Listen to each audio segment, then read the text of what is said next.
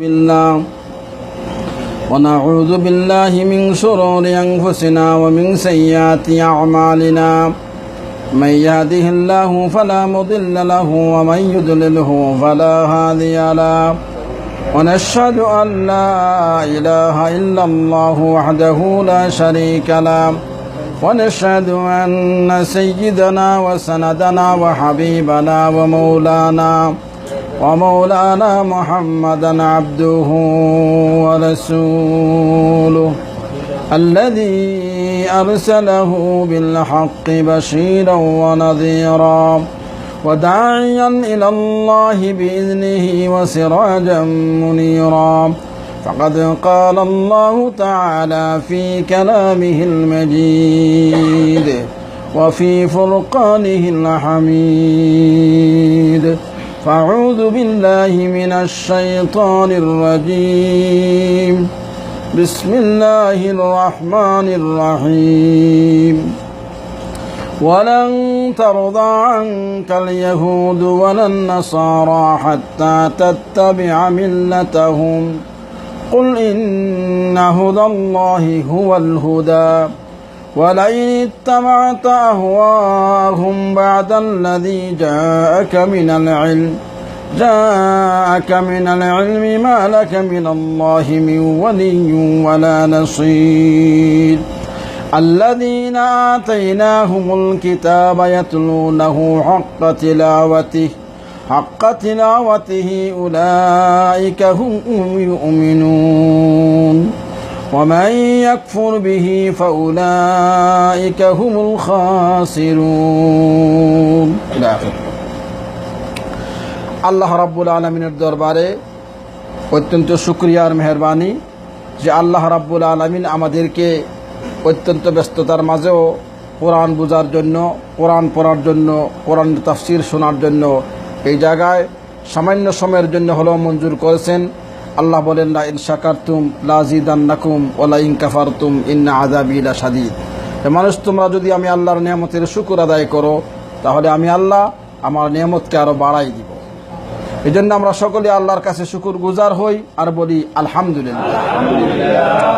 ভূমিকায় আলোচনা না করে সরাসরি কোরআন শরীফের তাফসীর থেকে শুরু করছি, যেহেতু আমাদের সময় অত্যন্ত সংকীর্ণ। মহান আল্লাহ রাব্বুল আলামিন বলেন, হে নবী, ইহুদিরা নাসারারা যতক্ষণ পর্যন্ত তাদের ধর্ম আপনি গ্রহণ না করবেন, তাদের ধর্মের মধ্যে আপনাকে নিয়ে যেতে না পারবে, লাং তারদা, ততক্ষণ পর্যন্ত তারা আপনার উপরে রাজি হবে না, সন্তুষ্ট হবে না। হে নবী, আপনি বলে দেন তাদেরকে যে আল্লাহর হেদায়ত, আল্লাহ যে রাস্তায় হেদায়ত করেন, নির্দেশনা দেন, হুয়াল হুদা, সেটাই হচ্ছে আসল হেদায়ত, আসল নির্দেশনা। আর হে নবী, আপনি যদি তাদেরকে খুশি করার জন্য তাদের পথ অবলম্বন করেন এলেম আসার পরে, তাহলে মনে রাখেন যে আল্লাহর পক্ষ থেকে কোনো অভিভাবক এবং কোনো সাহায্য এবং কোনো ওলি আপনিও পাইবেন না। আল্লাযীনা আতাইনাহুমুল কিতাবা ইয়াতলুনাহু হাক্কা তিলাওয়াতিহি উলাইকা ইউমিনুনা বিহি। কিছু মানুষেরা মনে করে টেলিভিশন দেখা জায়েজ, সিনেমা দেখা জায়েজ হতে পারে, কেন না? দলিল কি? কয় যে হুজুরেরা দেখে। কিন্তু আল্লাহ বললেন কি? নবীর ব্যাপারে বললেন, নবী, তুমি যদি তাদের পক্ষে চলে যাও, তাদের ইহুদিদের সঙ্গে চলে যাও, নাসারাদের সঙ্গে চলে যাও, মনে রাখো আমি আল্লাহ তোমার ওলিও না, তোমার সাহায্যকারীও না, তোমার মৌলাও না, তোমার রবও না। তাইলে হুজুরেরা টেলিভিশন দেখলে কি মনে করেন কি এর গুনাহ কি অল্প না বেশি হইবে? আরো মানুষে বলে হুজুরে টেলিভিশন দেখে, হুজুরে টেলিভিশন দেখলেই কি টেলিভিশন দেখা জায়েজ হয়ে যায়? বরঞ্চ হুজুরে টেলিভিশন দেখলে জান না বুঝা দেখে। তাহলে আমাদের যদি সিঙ্গল গুনাহ হয়, হুজুরের হইবে কি গুনাহ? ডাবল গুনাহ, যেহেতু উনি জান না বুঝা দেখে। তো হুজুরে দেখলে তো, হুজুরের টেলিভিশন দেখলে তো আর ডাবল গুনাহ হইলো, জায়েজ কেমনে হইলো? আবার অনেকে কয় হুজুর ফটো তোলা জায়েজ আছে, কেন না? হুজুরেরা তো ফটো তুলে। আচ্ছা, হুজুরেরা তুললেই কি জায়েজ হয়ে যাবে? অনেকে মনে করে হুজুর যিনি, উনি যদি গুনার কাজ জান না বুঝা করে, তাহলে কি সিঙ্গল গুনাহ হইব না ডাবল গুনাহ হইব? তাহলে হুজুরে যদি নাজায়েজ কাম যেটা ওইটা করে, আমরা করলে অল্প গুনাহ, হুজুরে করলে আরো বেশি গুনাহ, তাহলে জায়েজ হইল কেমনি? আবার হুজুরে করলেই কি জায়েজ হয়ে যায় না ডাবল গুনাহ হয়? ডাবল গুনাহ হয়। অনেকে মনে করে হুজুরে দেখলেই জায়েজ হয়ে যায়, এটা একটা ভুল ধারণা। আল্লাহ বলেন নবী আপনি যদি তাদের পক্ষে চলে যান তাহলে আমি আল্লাহ আপনার পক্ষে নাই। আল্লাযীনা আতাইনাহুমুল কিতাবা ইয়াতলুনাহু হাক্কা তিলাওয়াতিহি, এ সমস্ত লোক যাদেরকে আমি দান করেছি কিতাব কোরআন শরীফ, এবং তারা এই কোরআনে করিমকে তার হক সহকারে তিলাওয়াত করে, এরাই মুমিন। আর যারা কুফরি করে ফাউলাইকা হুমুল খাসিরুন, এরা হইল ক্ষতিগ্রস্ত। কোরআন শরীফ যারা হক সহকারে তিলাওয়াত করে, এর অর্থ হইল কোরআন শরীফের মতন তিলাওয়াত করে, কোরআন শরীফের তর্জমাও মোটামুটি আমলে আনে, তাফসিরও আমলে আনে, অর্থাৎ কোরআন শরীফের যা আছে মফহুম সেগুলি তার জীবনে বাস্তবায়ন করে, আর মুখে মুখে কোরআন শরীফের মতনগুলি তিলাওয়াত করে। এই দুই কাজ কোরআন শরীফের যারা করবে উলাইকা ইউমিনুন, আল্লাহ বলেন এরাই হলো মুসলমান, এরাই হলো মুমিন। আর যারা এই কাজগুলি করে না, কোরআনে করিমের তিলাওয়াতও করে না, তাফসিরও শুনে না, তর্জমাও শুনে না, কোরআন শরীফে আমলেও আনে না, আল্লাহ বলেন ফাউলাইকা হুমুল খাসিরুন, এরাই হলো কাফির আর এরাই হলো ক্ষতিগ্রস্ত। ইয়া বানি ইসরাইল, আল্লাহ আবারও বনি ইসরাইলদেরকে ডাক দিয়ে বলতেছেন, ও আওলাদ ইয়াকুব উযকুরু নি'মাতি আল্লাতী আনআমতু আলাইকুম, আমার এই সমস্ত নিয়ামত যেগুলি তোমাদের উপরে আমি দান করেছি সেগুলি তোমরা স্মরণ করো। ওয়াইন্নী ফাদ্দালতুকুম আলাল আলামিন, এবং আমি আল্লাহ রাব্বুল আলামিন তোমাদেরকে ফজিলত দিয়েছি, গুরুত্ব দিয়েছি, ইজ্জতমান বানিয়েছি আল আলামিন, বিশ্বজগতের উপরে। কারণ অনেক নবী আর রসুল আল্লাহ রাব্বুল আলামিন আওলাদ ইয়াকুব বনি ইসরাইল গোষ্ঠীর মধ্যে পৃথিবীতে পাঠাইয়াছেন। এতে বোঝা গেল এই জন্য আল্লাহ বলতেছেন তোমাদেরকে আমি পৃথিবীতে সম্মান দান করেছি। অর্থাৎ পৃথিবীতে সম্মানী ব্যক্তি আর অসম্মানী ব্যক্তি দুইজন, একজন সম্মানী আর একজন অসম্মানী। যার ভিতরে ঈমান আছে, তাকওয়া আছে, পরেজগার আছে, যারা নবী মানবে, রসুল মানবে, কোরআন মানবে, এরাই হলো আসলে সম্মানী। যারা রসুল মানে না, যাদের ঈমান নাই, নামাজ রোজা নাই, হজ নাই, কিচ্ছু নাই, এরাই হলো লাঞ্ছিত, অপমানিত এবং অসম্মানী। আল্লাহ বলেন আমি সম্মান দিয়েছি বনি ইসরাইলকে, অর্থাৎ তাদেরকে বানিয়েছে নবী, তারা হয়েছে নাইবে রসুল, দিনের প্রচার তারা করেছে, সেজন্যই তারা হয়েছে কি সম্মানী।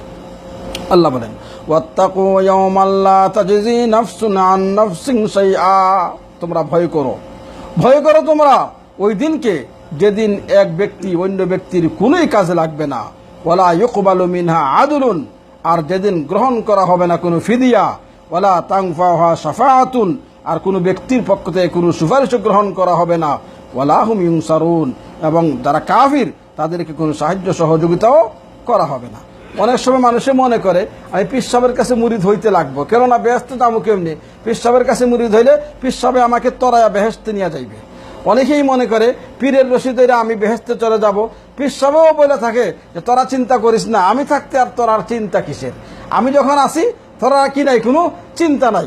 আল্লাহ বলেন না, এরকম আল্লাহ বলেন এরকম হবে না, সেই কিয়ামতের ময়দানে কোনো সুপারিশ গ্রহণ করা হবে না। পীর সাহেব যে মুরিদের জন্য সুপারিশ করবে এটা কখনো নয়, যে সেই সুপারিশ কিয়ামতের ময়দানে আল্লাহ বলেন গ্রহণ করা হবে না। এক ব্যক্তি অন্য ব্যক্তির কোনোই কাজে লাগবে না, ফিদিয়া দিতে চাইলে সেটাও গ্রহণ করা হবে না, ওয়ালা হুম ইউনসারুন, কোনো সাহায্য করা হবে না।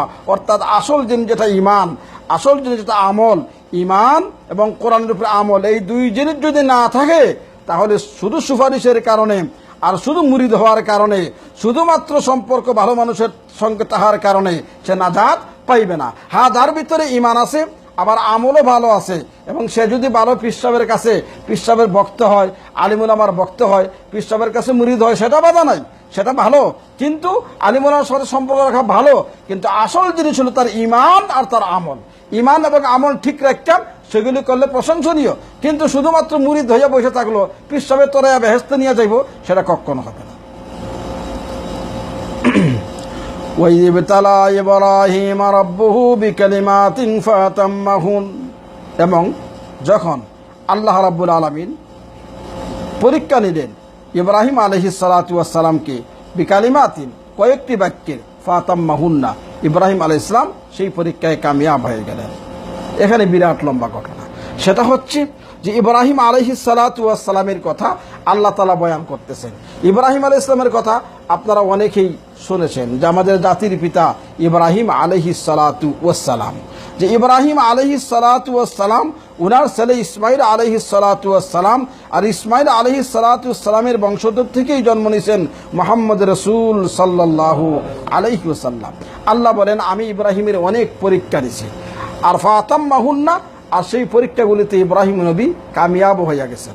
মানুষের পরীক্ষা আল্লাহ নেয় কোন সময়, যখন আল্লাহর ইচ্ছে হয়, যখন ইচ্ছে হয় যে আমি তার দরজাকে পূরণ করব, তার শান বাড়াবো, তার ইজ্জত বাড়াবো, তার মান বাড়াই দিব, তখন এই পরীক্ষা নেওয়া হয়। যেমন আমাদের দেশেও, আমাদের দুনিয়াতেও আমাদেরও নিয়ম আছে, যখন পড়তে পড়তে পড়তে পড়তে পুরা সব পড়া মুখস্থ হয়ে গেছে, তখন বাৎসরিক পরীক্ষা অনুষ্ঠিত হয়। বলা হয় তোমরা যদি বাৎসরিক পরীক্ষা পাস করো তাহলে ক্লাস 10 থেকে আরো এক ক্লাস উপরে, ক্লাস 9 থেকে 10, 8 থেকে 9 তোমরা উঠতে পারবা, এক ক্লাস উপরে উঠবা। অর্থাৎ তার ক্লাস উপরে উঠাবার জন্য, তার মান বাড়াবার জন্য পরীক্ষা নেওয়া হয়। আল্লাহ রাব্বুল আলামিন ইব্রাহিম আলাইহিস সালামকেও এভাবে পরীক্ষা নিলেন কয়েকটা, যে ইব্রাহিম আলাইহিস সালাতু ওয়াস সালাম আসলেই কি আল্লাহর সাথে যে সম্পর্ক, আল্লাহকে যে উনি ভালোবাসে, আল্লাহর জন্য যে উনি সবকিছু দিতে রাজি আছে, ঠিক কিনা। এখন সবগুলা বিকালিমাতিন অনেক পরীক্ষা, এই সবগুলো 10টা পরীক্ষার কথা তাফসিরের ছোটখাটো তাফসিরের কিতাবও আছে, কিন্তু সবগুলা বলতে গেলে কমপক্ষে তো 2-2.5-3 ঘন্টার সময়ের প্রয়োজন। সেই জন্য সবগুলা তো বলা যাবেও না, বলা সম্ভব না, তবে 1-2টা না বললেও আবার হয় না। যেহেতু আল্লাহ বলছেন আমি অনেকগুলো পরীক্ষা নিয়েছি, ইব্রাহিম নবী সব পরীক্ষায় কামিয়াব হয়েছেন। একটা পরীক্ষার কথা আমি বলি যেটা অত্যন্ত গুরুত্বপূর্ণ, যে সেই যুগের লোকেরা মূর্তির পূজা করত, দেবদেবীর পূজা করত, 360টা ভগবানের পূজা করত। তো তাদের পূজা অনুষ্ঠিত হবে, ইব্রাহিম আলাইহিস সালামকে গিয়ে বলছে ইব্রাহিম তুমি চলো আমাদের সাথে, আজকে আমাদের বাৎসরিক দুর্গা পূজা বা এরকম একটা পূজা গুরুত্বপূর্ণ, চলো আমাদের সাথে। তো ইব্রাহিম আলাইহিস সালাম বললেন ইন্নী সাকিম, আমি তোমাদের সাথে যাবো না। হেরা কয় কি জন্য যাইবা না? কয় যে আমি অসুস্থ, এই জন্য তোমাদের সাথে আমি যাব না। এখানে আবার কেউ মনে করতে পারে সাকিম মানে অসুস্থ, তো উনি যে বললেন আমি যাবো না কারণ বললেন আমি অসুস্থ, কেউ বলতে পারে উনি কি মিথ্যা বললেননি। আসলে অসুস্থ 2 রকমের হয়, একটা হলো শারীরিক রোগ, একটা হলো আভ্যন্তরীণ রোগ, মানে অন্তরের রোগ। তো উনি বলছেন আমি অসুস্থ মানে হলো অন্তরের অসুস্থ, অর্থাৎ তোমরা যে শিরিক করতেছো, এই দেবদেবীর পূজা করতেছো, এগুলা দেখে আমার অন্তর রোগী হয়ে রয়েছে, আমার অন্তরে রোগ পয়দা হয়ে গেছে। এই জন্য উনি বলেন ইন্নী সাকিম, আমি অসুস্থ, মানে অন্তরের দিক দিয়ে আমি অসুস্থ। তাহলে উনি উনারটা ঠিকই বুঝছেন, হেরা মনে করছে উনি শারীরিক রোগ, উনি বুঝাইতেছেন আন্তরিক রোগ, যার যার বুঝতে তারা চলে গেছে। তো তার মিথ্যা কথা হইল না, উনারা চলে গেছে পূজা করতে। তো ইব্রাহিম আলাইহিস সালাম ভাবলেন মনে মনে, কিরে এই যে একটা বড় গসর, এত বড় বিরাট বালাখানা, আর এই বিল্ডিং, ওইটার ভিতরে যে এই 360 ভগবান সমানভাবে সাজাই রাখছে, সবসময় নিয়ে নমরুদের গোষ্ঠীয়ে ওইটার ভিতরে হালুয়া, আমিরতি, বাতেশা, আরো কত কিছু সাগর করা সবরিকলা নিয়ে দেয়, দেখতেই সেই ভিতরে কোন সাবেরা বইয়া আছে, কিভাবে কি করতেছে, কেমনে খায়, একটু রিসেপশন করে আসে। ইব্রাহিম আলাইহিস সালাতু ওয়াস সালাম ভগবানদেরকে দেখার জন্য ওই ঘরের ভিতরে গেলেন, গিয়া দেখে সমস্ত ভগবানেরা সবাই সমানভাবে দাঁড়াইয়া রয়েছে সারিবদ্ধভাবে, 360টা অনেক ভগবান সবাই দাঁড়িয়ে আছে, কেউ বিশ্রাম করে না, সবাই দাঁড়ানো। ইব্রাহিম ইসলাম গিয়া দেখে বাবারে বাবা যেভাবে দাঁড়িয়ে আছে, আবার ওদের সামনে সাগর কলা রাখা, সবরি কলা রাখা, ঘি রাখা, আরো কত কিছু রাখা। হায় হায় ইব্রাহিম ইসলাম ভাবে হায় হায়। আর তো উনি কাছে যাইয়া বলতেছে ও ভগবানেরা আপনারা কেমন আছেন, ভালো আছেননি? ওরা তো আর কোনো কথা তো কয় না। উনি বললেন মা আলাকুম লা তাংতিকুন, তোরার কি হইলো, তোরা কথা কস না খা, যা কথা কস না খা, তো তোদের সামনে দিয়ে সাগর কলা, সবরি কলা, ঘি গু অনেক কিছু রাখা আছে, তো খাস না খা, এগুলা খা, তোরা খায়ও না। তো ইব্রাহিম আলাইহিস সালামের মিজাজ করা হয়ে গেছে, কিরে ভগবানের গোষ্ঠী, তোরা আর জিগাইলাম বালানি, তাও বললি না, তোদের সামনে এত দামি দামি খাবার রাখা, খাবিও না, কি কথাও কবি না, খাবিও না, খাবি না কেন জিগাই এটাও কবি না, না বাড়ি শুরু করবো এক সাইডের থেকে। ইব্রাহিম আলাইহিস সালাম তাড়াতাড়ি দূরে যাইয়া বড় একটা ডান্ডা আনছে, ডান্ডাই না শুরু করছে বাড়ি, জরাবাহুম বিজারবিল ইয়ামিন। উনি ডান দিকে চলে গেছে একবারে, মনে করছে মাঝখান থেকে বাড়ি শুরু করলে হয়তো 2-1টা থাকতেও যাইতে পারে, একবারে ডান দিক থেকে বাড়ি শুরু করবো, পরিষ্কার করে বাম দিকে চলে আসবো। উনি যখন লাঠি ঘুরে বাড়ি দিলেই দেখে শুয়া পড়ে, বাড়ি দিলেই শুয়া পড়ে, মনে মনে করে হয়েছে রে এটি তো বড় ভগবান, এক বাড়িতেই শেষ খাম হয়েছে, এখন তার অসুবিধা নাই, উনি বাড়ি দিলেই শুয়ে পড়ে, বাড়ি দিলেই শুয়ে পড়ে। সবগুলি মাইরা ওয়াল্লা খাল ফাসা আলা উনুকে কাবিরহিম, তাফসিরে জালালাইন শরীফে বলেন ইমাম জালালউদ্দিন সুয়ুতি যে উনি সবগুলারে পিটাইয়া মাইরা শেষ কইরা কুড়াল টানিয়া ওই বড় ভগবানের গলার মধ্যে লটকাইয়া উনি চলে যাচ্ছে। ওয়াল্লাকাল ফাসা আলা উনুকি কাবীরিহিম, বড়টার গলার মধ্যে কুড়ালটা লটকাইয়া উনি চলে যাচ্ছে। আর মনে মনে বলতাছে, নমরুদের গোষ্ঠী আসলে আমারও তো অবশ্যই দেখাইবে। দেখাইলে যখন বলবে যে এই ভগবানগুলি কে মারছে, আমি বলবো বাল ফাআলা কাবীরুহুম, ওই বড়টাই মারছে। হ্যাঁ মারছে, হ্যার কাঁধের মধ্যে অস্ত্র দেখা যায়, তো সাক্ষ্য প্রমাণ, যেহেতু তার কাঁধের মধ্যে অস্ত্র, তো সেই মারছে। আমি যদি আসে আমাকে ডাক দিয়ে আমি বলবো হ্যাঁ মারছে। এই জন্য এর আর মারলো না, উনি বড়টারে মানে নাই, ওইটার মধ্যে লটকায়া উনি চলে গেছে। কিছুক্ষণ পরেই তো সবাই আইসি, নমরুদ আইসে পূজা কইরা। তো নমরুদ ভাবতেছে আইসি যখন পূজা টুজা কইরা, তো তাই ভগবান যেগুলো আমাদের আছে এগুলার একটা রিসিপশন দিয়ে আসি, একটা নব দিয়ে আসি। তো ভগবানদেরকে নব দেওয়ার জন্য নমরুদ গিয়া ঢুকছে, সাথে মন্ত্রী মিনিস্টার, স্বরাষ্ট্রমন্ত্রী, পররাষ্ট্রমন্ত্রী, স্বাস্থ্যমন্ত্রী সবাই রলিয়া নমরুদ ঢুকছে, ভগবানদেরকে নব দিবে। যখন ঘরের ভিতরে ঢুকছে, ঢুককে দেখে সব নাশ, ভগবান তো একটাও নাই, সব তো একবারে মাটির সাথে মিশাই দিছে পিটাইয়া। বড়টা খালি কুড়াল কান্দলিয়া দাঁড়াই রয়েছে, এমন অবস্থা দাঁড়াইছে লাগে যেমন হেরারেও মারবে। নমরুদ ভয় পাইয়া গেছে, কি রে বড় ভগবান গরম হইয়া সবাই রে পিটাইয়া মারলো, আমরাও মারবো নাকি লাগে যেমন এমন। চল তাড়াতাড়ি চল, বাইরে যাই, মিটিং কর, অ্যাসেম্বলি কল কর। অ্যাসেম্বলি কল করা হলো, এলাকার সমস্ত মন্ত্রী মিনিস্টার বড় বড় লোকদেরকে জমা করা হলো। কি হইলো আজকে, এরকম বড় ভগবানের কুড়াল কান্দ, হ্যাঁ কি পিটাইয়া সবাই রে মারে ফেলাইলো, কি হইলো আজকে? এলাকার লোকজনে বলল, না স্যার, আসলে সে মারে নাই, আমরা শুনছি এরকম ইউকালুল্লাহ ইব্রাহিম একজন ছেলে আছে, উনি ভগবানদের সবসময় সমালোচনা করে। আজকে ওর পূজার জন্য যখন বলছিলেন আপনি ওই যায় নাই, সম্ভবত এই কিছু করছে। তো ঠিক আছে, দেখাও। দেখ, ঘটনা লম্বা। যখন দেখানো হলো ইব্রাহিম আলাইহিস সালাতু ওয়াস সালামকে, উনি তো বললেনই বাল ফাআলা কাবীরুহুম হাযা, বড়টাই মারছে। কিন্তু ওরা আর সে কথা তদন্ত করার পরে রিপোর্ট দিছে, তদন্ত কমিটিয়ে ধরা পড়ে গেল ইব্রাহিম আলাইহিস সালাম এই কাজ করছেন, আসলে তো উনিই করছেন। যাই হোক, নমরুদে কি করলো, বললো যে বিরাট বড় আগুন তৈরি করো, বিরাট বড় অগ্নিখণ্ড তৈরি করো, সেই অগ্নিখণ্ডের মধ্যে ইব্রাহিমকে ফালানো হবে, জ্বালানো হবে, পৃথিবীর যত মানুষ আছে সবাইকে জমা করা হবে, সবাই চতুর্দিকে দাঁড়িয়ে থাকবে, ইব্রাহিমকে অগ্নিখণ্ডের মাঝখানে ফেলে দেওয়া হবে, ইব্রাহিম জলে পুরে সাইকাই হয়ে যাবে। দুনিয়ার মানুষ দেখে এই অবস্থা দেখা যাতে ইব্রত আর সবক হাসিল করতে পারে, তাই করা হলো। বিরাট বড় অগ্নিখণ্ড তৈরি করা হলো, ইব্রাহিম আলাইহিস সালাতু ওয়াস সালামকে সে অগ্নির মাঝখানে ফেলে দেওয়া হবে। যাই করা হলো, ইব্রাহিম আলাইহিস সালামের কাপড় চোপড় খুলে যখন অগ্নিখণ্ডের মাঝখানে ফেলে দিল, তো নমরুদ ডাক দিয়ে বলতেছে, রাজপ্রাসাদের মাঝখান থেকে নমরুদ ডাক দিছে, আগুন, আমার দুশ্মন ইব্রাহিম তোর মাঝখানে ফেলে দিলাম, তোকে এরকম সুন্দর করে চেতাইলাম, তুই আমার দুশ্মন ইব্রাহিমকে সেকেন্ডের ভিতরে জ্বালাই দে। কিন্তু আগুন জ্বালাইতে পারতেছে না, আগুন জ্বালাইতেছে না। ইব্রাহিম সেই মহাপুরুষের মতো দাঁড়িয়ে আছে আগুনের মাঝখানে। আর নমরুদ ডাকতেছে, কিরে আগুন, তুই কি তোর জ্বালাইবার শক্তি ভুলে গেছস? তুই কি তোর জ্বালাইবার ক্ষমতা হারিয়ে ফেলেছিস? জ্বালাইয়া দে। আগুন জবাব দিচ্ছে, এরে নমরুদ, আমি আমার জ্বালাইবার ক্ষমতা ভুলে যাই নাই, আমার দহিকা শক্তি আমি হারাইয়া ফেলি নাই, আমি সবই করতে পারি। তুই নাই মায়া দেখ, তোরে সহ গোটা পৃথিবী জ্বালাই দিতে পারবো, কিন্তু ইব্রাহিমের গায়ের একটা পশম জ্বালাইবার ক্ষমতা আমি আগুনের গায়ে নাই। কারণ আল্লাহ তাআলা বলে দিলেন, কুলনা ইয়া নারুকুনি বারদাও ওয়া সালামান আলা ইব্রাহিম, হে আগুন, তুমি আমার ইব্রাহিমের জন্য শান্তিদায়ক ঠান্ডা হইয়া যাও। শান্তিদায়ক মানে কি, বেশি গরমও হইও না যাতে আবার ফ্যান লাগে, আবার এত বেশি ঠান্ডাও হইও না যাতে বেশি আবার উনি ঠান্ডায় মারা যায়। এই জন্য তুমি শান্তি, আল্লাহ বলেন শান্তিদায়ক ঠান্ডা হয়ে যাও। সেই ইব্রাহিম আলাইহিস সালাতু ওয়াস সালাম সেই নমরুদের সেই আগুনের ভিতরে থাকলেন যতদিনই হোক, কিন্তু সে আগুন আর ইব্রাহিম আলাইহিস সালাম জ্বললেন না। আল্লাহ রাব্বুল আলামিন ইব্রাহিমকে নাজাত দিলেন। কিন্তু আল্লাহ বলেন ফাতাম্মা হুন্না, যে ইব্রাহিম আলাইহিস সালামকে আমি যত পরীক্ষার মধ্যে ফেলাই আছি, সব পরীক্ষায় ইব্রাহিম আলাইহিস সালাতু ওয়াস সালাম কামিয়াব হয়েছেন। আরেকটা কথা বলে এই সংখ্যা বিশেষ করে দিচ্ছে, 2 নম্বর পরীক্ষা আল্লাহ কি নিলেন, উনার বিবি হাজেরা আলাইহিস সালাতু ওয়াস সালাম। আল্লাহ নির্দেশ করলেন, তোমার বিবিকে নিয়ে এই ঘোড়ার পৃষ্ঠে, উটের পৃষ্ঠে সোয়ার হও আর চলতে থাকো।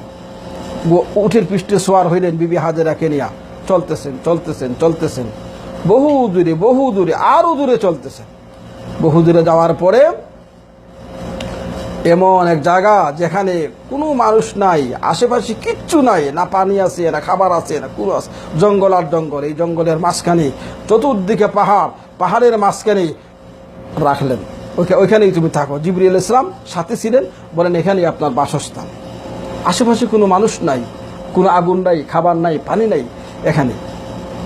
যাই হোক, বললেন, আল্লাহ রাব্বুল আলামিন হুকুম দিলেন যে তোমার ছেলে ইসমাইল আর হাজেরা আলাইহিস সালাতু ওয়াস সালাম এখানেই থাকবে তারা।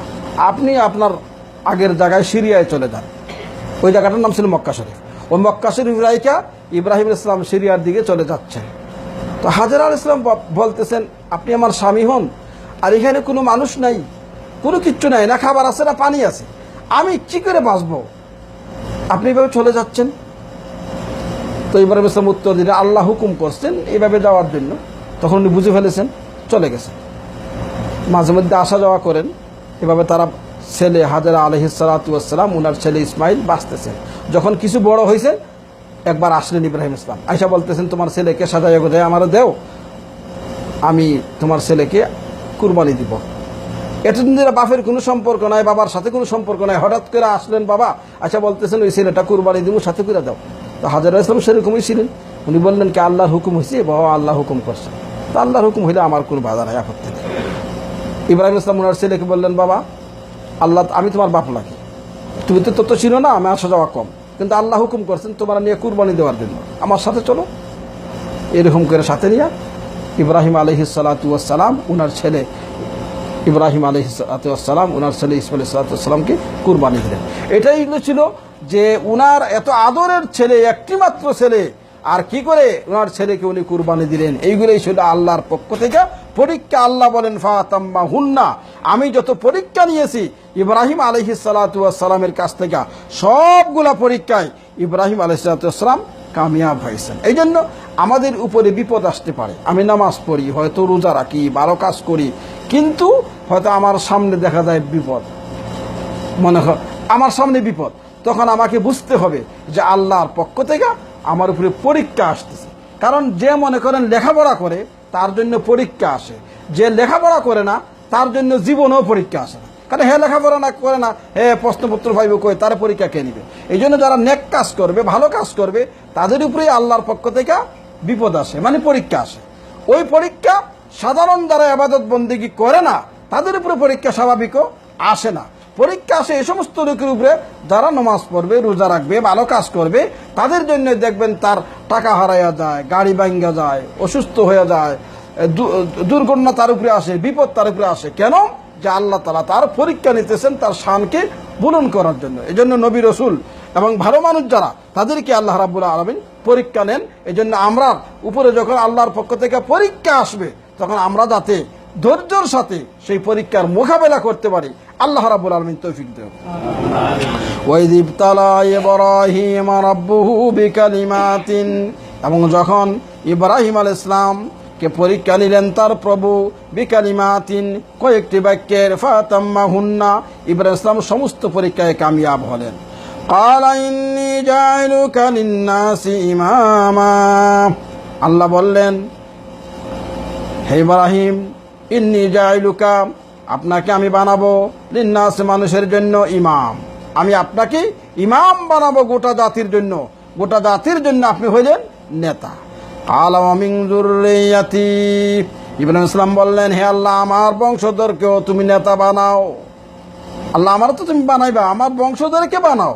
আল্লাহ বললেন, ক্বালা লা ইয়ানালু আহদিয যালিমিন, আল্লাহ বললেন, আমার ইমামতি, আমার বংশধর বানানো, বংশধর আর তোমার বংশধরের মধ্যে যে আমি ইমাম বানাবো, এটা হবে না লা ইয়ানালু আহদিয যালিমিন, যারা জালিম হবে তোমার বংশধরের মধ্যে, তাদেরকে আমি ইমাম বানাবো না। অর্থাৎ আল্লাহ ইমাম বানাবেন ইব্রাহিম আলাইহিস সালামকে, বানাইয়া লাইছেন। তখন উনি বললেন, আল্লাহ, আমার বংশধরকেও বানাও। আল্লাহ বললেন, তোমার বংশধরের মধ্যে জালিমও তো হইতে পারে, অত্যাচারীও হইতে পারে, খারাপও হইতে হবে, ভালো হইতে পারে। যারা ভালো তাদেরকে অবশ্যই বানাবো, কিন্তু যারা জালিম তাদেরকে আমি তোমার বংশধর হইলেও কি বানাবো না, ইমাম বানাবো না। এই জন্য পীর সাহেবের ছেলে হইলেই যে পীর সাহেব হইয়া যাবে, মোল্লা সাহেবের ছেলে হইলেই যে মোল্লা সাহেব হইয়া যাবে, তা কি না? ঠিক না। কারণ আল্লাহ বলতেছেন, ও ইব্রাহিম, তোমারও তো ইমাম বানাইছি ঠিক, কিন্তু তোমার ছেলেদের, উনি বললেন আমার ছেলেদেরকেও বানাও, আমার বংশধরকেও বানাও। আল্লাহ বললেন না, তোমার বংশধরের মধ্যে হয়তো জালিম হইতে পারে, ভালো মানুষ হবে না, ওদেরকে বানানো যাবে না। এই জন্য মোল্লা সাহেবের ছেলে হইলেই যে মোল্লা সাহেব হবে তা কিনা ঠিক না, পীর সাহেব হইলেই যে ওনার ছেলে পীর সাহেব হয়ে যাইব তা কিনা ঠিক না। হ্যাঁ, হইতে পারে পীর সাহেবের ছেলে পীর সাহেব, হ্যাঁ তার আমল ভালো, খাসলত ভালো, সব কিছু ভালো। তো এটা আমাদের গ্রাম্য ভাষায় বলে সোনার উপরে সোহাগা। অর্থাৎ সে যদি পীর সাহেবের ছেলে যদি পীর সাহেব হয় ভালো হইতে পারে উনি পীর সাহেব, উনি মোল্লা সাহেব, ওনার ছেলেকে উনি মোল্লা সাহেব বানাইছে, সেও ভালো মানুষ, সেও মোল্লা সাহেব হয়েছে, তখন তার ইজ্জত, তার সম্মান আরও বাড়বে কিয়ামতের ময়দানে। যদি সে আলিমের ছেলে হয় একজন পীর সাহেব, আরেকজন পীর সাহেব সে আলিমের ছেলে না, এমনিতেই পীর, তাহলে যে ব্যক্তি আলিমের ছেলে হবে তার মর্যাদা আল্লাহর কাছে বেশি হবে, যেহেতু একদিক দিয়ে সে আলিমের ছেলে, অন্য দিক দিয়ে সে আবার ভালো মানুষ, অন্য দিকে সে আবার পীর সাহেব। এই জন্য আসল জিনিস হলো নিজের আমল আর খাসলত। আর নিজের আমল আর খাসলত যদি ভালো হয় আর পীর সাহেবের ছেলে হয় তাহলে তো সোনায় সোহাগা। কিন্তু যদি পীর সাহেবের ছেলে হয় কিন্তু আমল খাসলত ভালো না, তাহলে ওই পীর সাহেবের ছেলের দ্বারা কোনো উপকার হবে না। আল্লাহ বলেন লা ইয়ানালু আহাদিজ জালিমিন, জালিম যারা তারা আমার এই পদাধিকার পাবে না।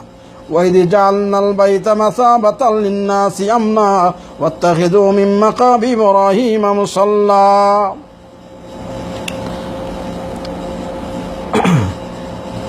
যাই হোক, আজকে আর এখানেই থাকুক।